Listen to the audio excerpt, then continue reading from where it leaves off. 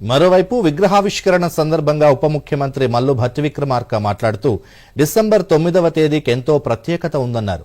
తెలంగాణ ఇస్తున్నట్లు కేంద్రం నుంచి తొలి ప్రకటన డిసెంబర్ 9నే వెలువడిందని గుర్తు చేశారు. నీళ్లు, నిధులు, నియామకాల కోసం తెలంగాణ తెచ్చుకున్నామని, ఆ లక్ష్యాల సాధన దిశగా ప్రజాప్రభుత్వం పనిచేస్తోందన్నారు.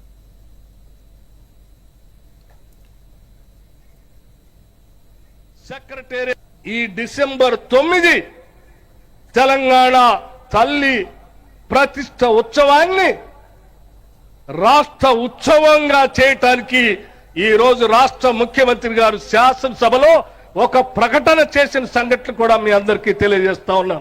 సాక్షాత్తు డాక్టర్ బాబాసాహెబ్ అంబేద్కర్ సెక్రటేరియట్ ప్రాంగణంలో మనందరం తలెత్తుకొని గౌరవించుకునే స్థాయిలో ఇక్కడ విగ్రహ ఆవిష్కరణ చేసుకుంటున్నటువంటి ఈ శుభ సందర్భంలో మీ అందరికి కూడా నా హృదయపూర్వకమైనటువంటి అభినందనలు తెలియజేస్తూ